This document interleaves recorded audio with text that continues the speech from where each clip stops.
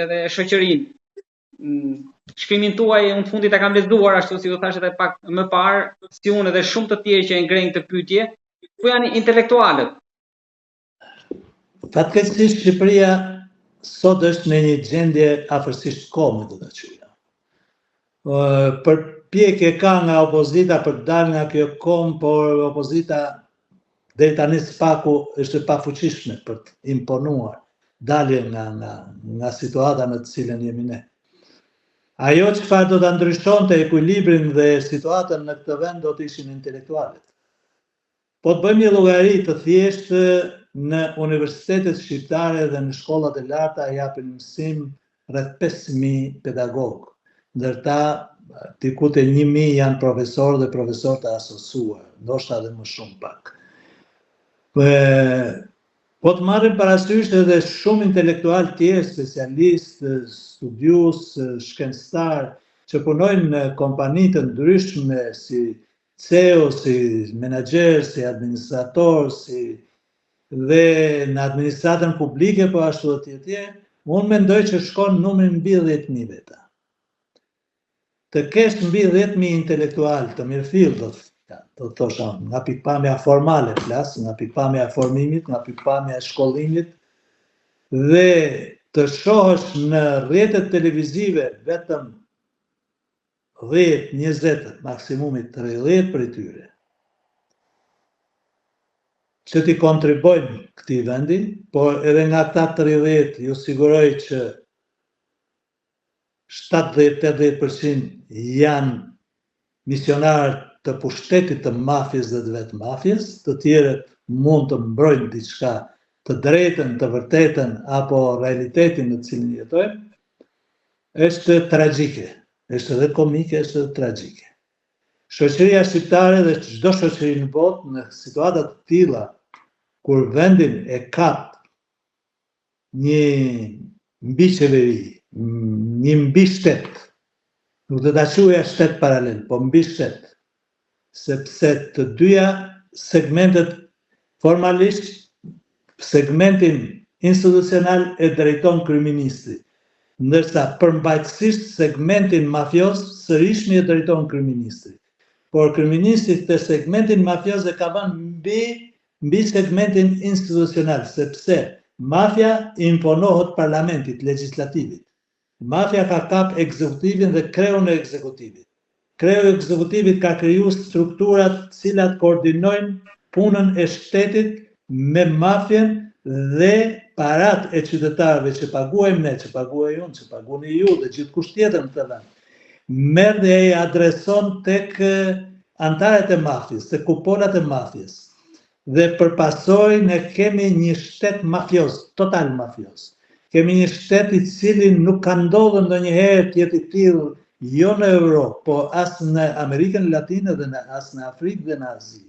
Edhe në Kolumbi, edhe në Venezuelë, edhe në vendet e tjera, Peru, edhe vendet e tjera të Amerikës Latine, Meksik, ku mafja, Brazil, ku mafja është e fuqishme, ka mundur të korruptoj segmentet saktuara të shtetit, ka mundur të korruptoj disa policë apo edhe general ndoshta të ushtrisë, por nuk ka mundur të krijojë një sistem brenda shtetit për të punuar për mafjen dhe për të detyruar të gjitha strukturat e shtetit të punojnë për mafjen.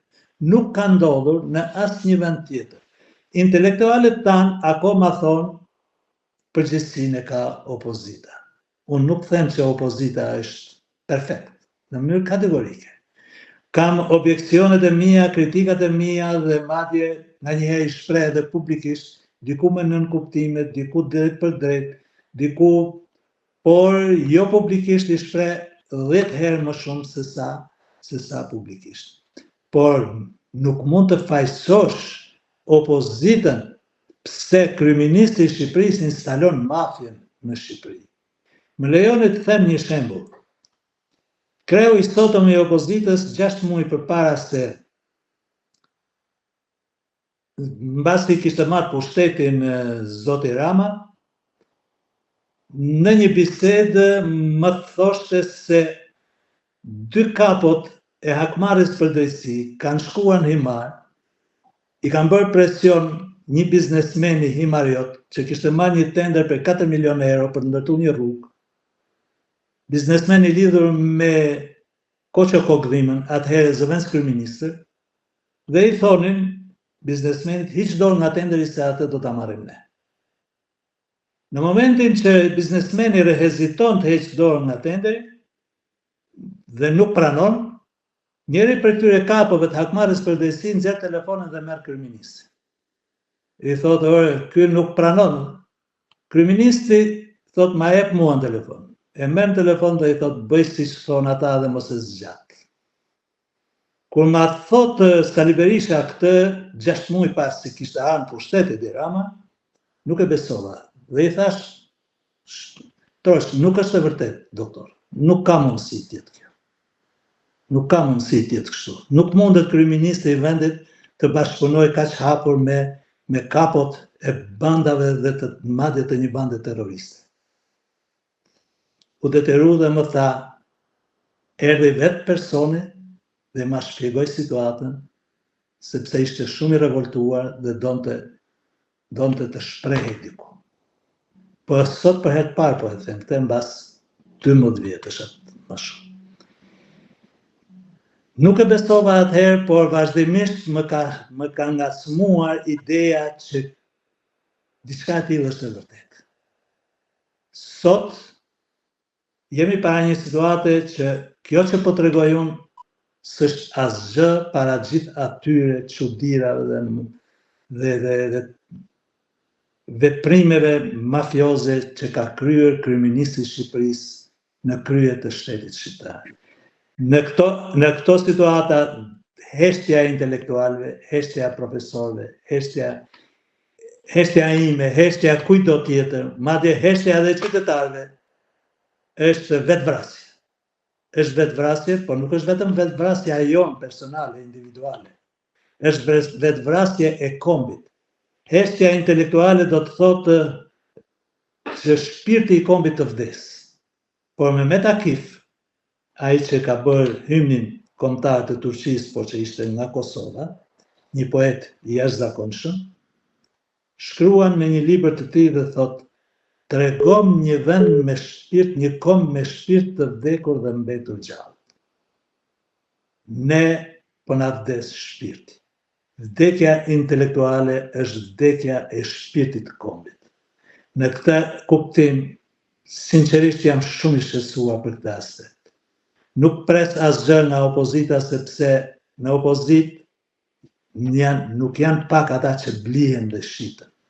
Me miliardat të parave që kanë në përduar, në përgjepa, në përthas, në për bunker, në për kasaforta, prej 13 vitesh duke kontrabanduar gjithçka, edhe paratë e qytetarëve shqiptarë, janë bërë miliarderë jo vetëm kryeministri, por edhe ministrat e tij. Edhe në këto kushte, sigurisht që do të ketë edhe pjesëtarë të opozitës që do t'i shërbejnë kryeministrit, se paraja është gjë e madhe. Ashtë më tepër që në këtë Shqipërinë tonë, fatkeqësisht, paraja zën vendin e parë në synimet, misionet njerëzore.